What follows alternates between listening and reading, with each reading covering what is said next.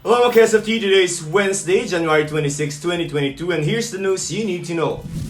Paggawa ng mga peking vaccination cards na kunan ng surveillance video sa Pasay City. Mahigpit na ipinagbabawal sa batas ang falsification ng mga vaccination cards. Sa surveillance video ng Pasay City Police, makikita ang suspek habang nag-e-edit at nagpi-print ng peking vaccination cards. Pagkatapos ay ginupit ang mga ito gamit ang paper cutter. Sa ginawang entrapment operation, nakumpiska sa suspek ang computer, printer, papel at iba pang gamit sa paggawa ng fake vaccination cards. Ayon sa Pasay Police, posibleng kasabwat ng suspek ang naunang naarestong mga barker na nagbebenta naman ng mga peking vaccination cards sa mga pauwi ng probinsya. Maring maharap ang mga suspek sa kasong paglabag sa Revised Penal Code at Republic Act 11332 o ang Mandatory Reporting of Notifiable Diseases Law. Kapag napatunayan nagkasala, pwede silang pagmultahin ng 20,000 hanggang 50,000 at pwedeng makulong ng 1 hanggang 6 na buwan. Ilang motorista at pampublikong sasakyan ang hinuli sa operasyon ng Interagency Council for Traffic o IAC sa Quezon City dahil sobra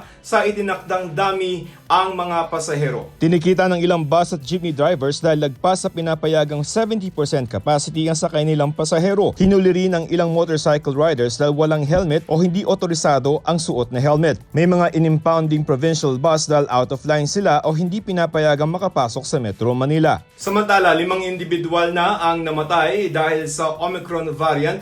Ayon po yan sa Department of Health o DOH. Sabi ng DOH, lahat ng binawian ng buhay ay may comorbidities. 3 naman sa kanila ang senior citizen. Sa 5, isa ang partially vaccinated, isa ang unvaccinated at for verification pa ang vaccination status ng 3. Sa ngayon, meron ng naitalang 535 Omicron cases sa bansa. I'm Joseph Morong. Stand with us, stand for truth.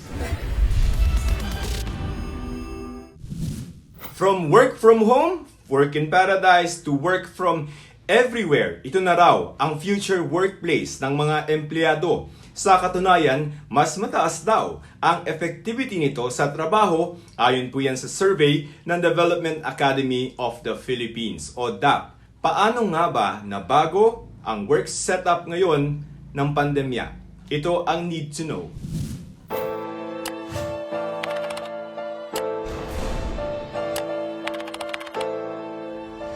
Ayon sa isang survey, mula nang pumutok ang pandemya sa Pilipinas, 85% ng mga Pilipinong nag-oopisina ay napilitang mag-shift sa work-from-home setup.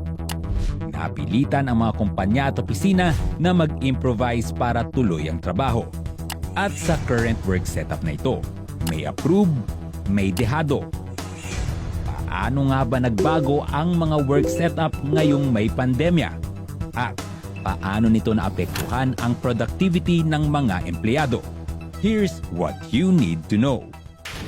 Isang aspeto ng work culture sa bansa ang pagkakaroon ng workplace o office space. Ang workflow, person to person, face to face ang interactions, at manual labor. Pero dahil sa health risk at striktong implementasyon ng health protocols sa lahat ng workplaces nang kumalat ang COVID-19 sa bansa, pati na ang pagpapatupad ng lockdown sa mga prime cities, natigil ang mga ito. Ang mga biro noon na dala-dala ang trabaho sa bahay, nagkatotoo dahil ang naging solusyon, work from home setup. Naging posible ito dahil sa telecommuting o ang pagtatrabaho ng wala sa opisina gamit ang mga electronic and computer networks. Bago pa man ang pandemya, pinag-aralan na ito ni Professor Jonathan De La Serna, isang industrial organizational psychologist. But the internet really paved way for the kind of work from home setup that we know now, wherein really people, especially those we call them intelligent workers, if I'm not mistaken, we're in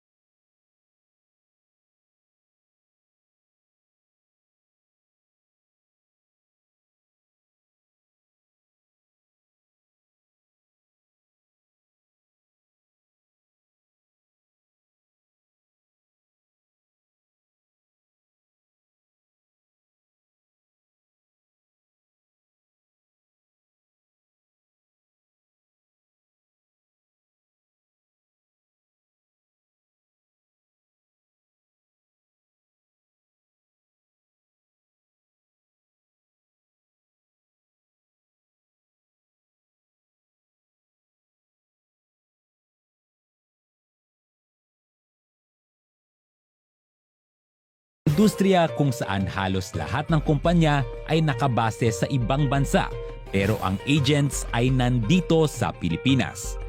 Kaya nang magkapandemya, naunang maging alternatibo ng mga kumpanya sa BPO ang work from home setup.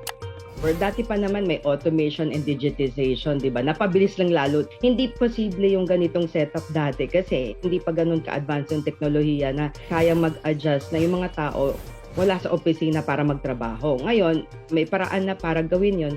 Pero tagang COVID talaga yung nag-push nito. I mean, yun yung unang primary reason kung bakit talaga nagbago yung pagtatrabaho. Maliban sa work from home, may tinatawag ring work from everywhere o ang workcation.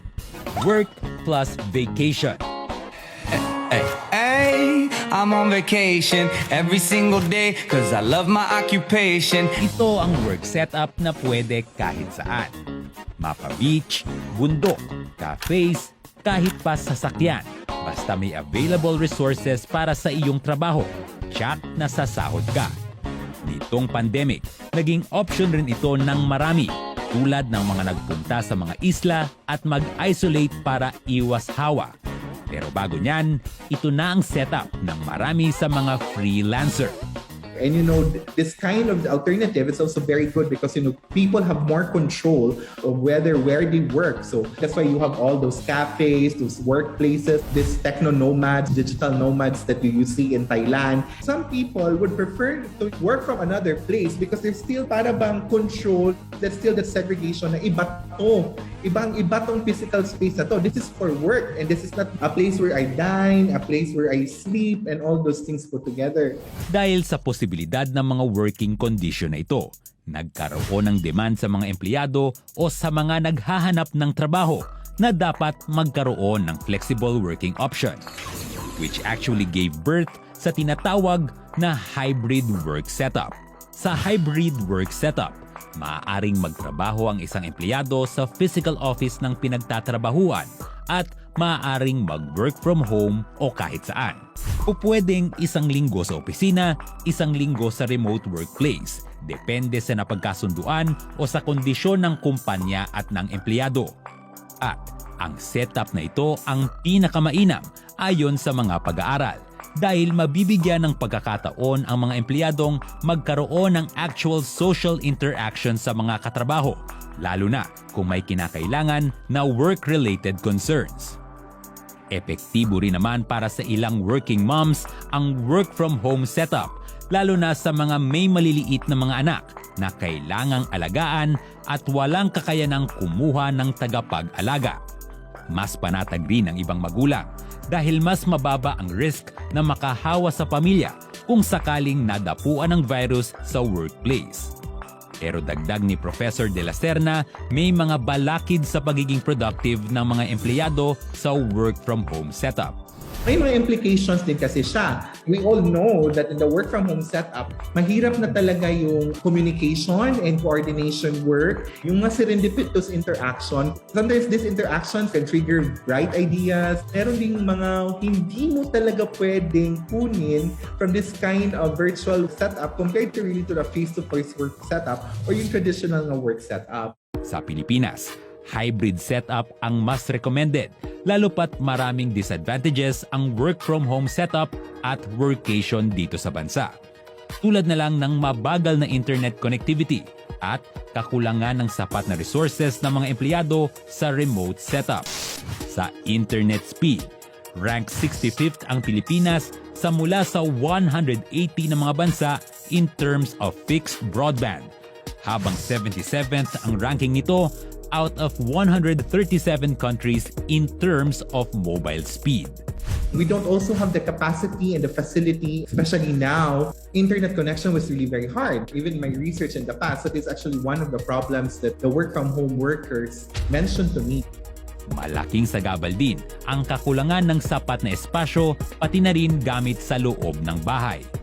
Limitadong espasyo o kaya napakaliit na lamesa. Talagang may epekto rin yun sa totoo lang sa physical na aspeto eh. Sigurado ako sasakit ang katawan mo pagkatapos ng araw ng pagtatrabaho na yun. One of the things that you have to remember is that this particular office that you have, or your physical space, should have a big window making you aware that there's an outside world and para walang gaanong isolation. Plus, aside from that, it should be like, immediately after the entry of the main door.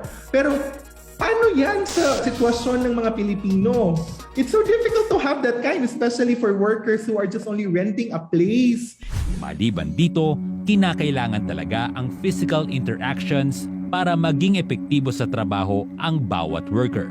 Because of the absence of supervisors, there is really opportunity for employees to slack off. We can hear a lot of that. Yung sinasabi nga nila na yung pagwala yung pusa, naglalaro talaga yung daga. There was less opportunity for coaching and one-on-one meeting with employees, with supervisors in this kind of work from home setup. They are taken for granted in the traditional setup prior to the pandemic, but we see the importance of this right now. Isa pang nakakaapekto sa work from home setup, ang benepisyong natatanggap ng mga workers na hindi pa talaga nabibigyang diin ng mga employers.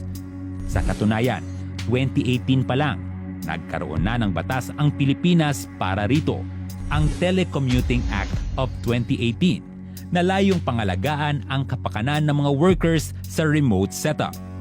There are still a lot of policies and regulation that are needed basically to really make this work, to really get the benefit of the work from home setup, and also to protect especially our work from home employees. Gayunpaman, ayon sa survey ng Development Academy of the Philippines, majority ng mga Pilipinong naka-remote work ang nagpakita ng mataas na effectivity sa kanilang mga trabaho.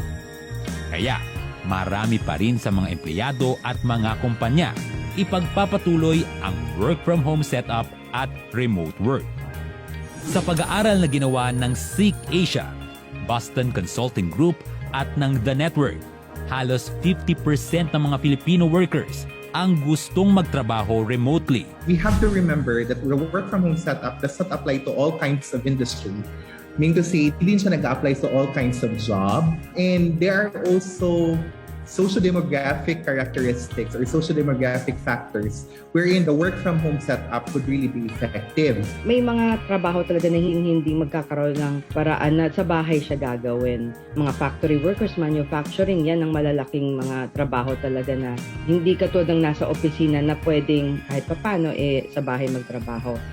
Ang magagawa lang ng mga employers para sa mga tao nila na ganun, isiguraduhin na talagang safe environment sila kung saan pwede silang magtrabaho.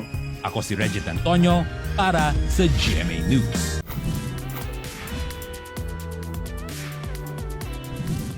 Tinitingnan ng Commission on Elections o COMELEC ang pagkakaroon ng 105,000 ng mga voting precincts para sa May 2022 elections. Mas mataas po yan kumpara sa 80,000 na voting precincts noong eleksyon 2019. For the record, mga ka-Stand for Truth, ano-ano ang mga ipatutupad na safety protocols ng COMELEC para sa eleksyon 2022?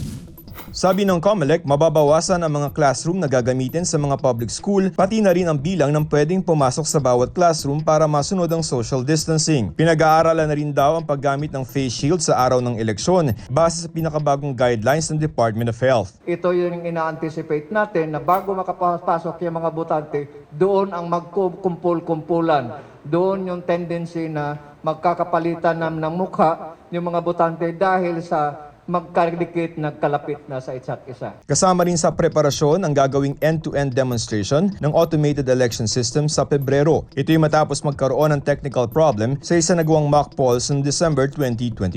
Lahat na yun, pagpasok mo, pagdaan mo sa VAD, assuming, as you said, lahat ng dokumento in order or lahat ng kailangan hanapin, may mahahanap ka agad.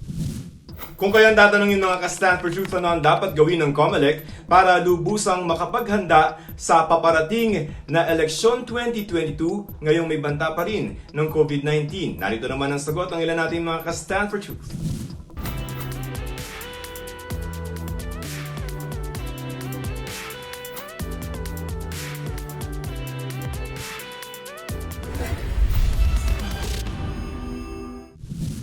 And that's all for today mga KSFT. Don't forget to like and follow Stand for Truth GMA Facebook page for the latest updates. I'm Joseph Morong. Stand with us. Stand for Truth.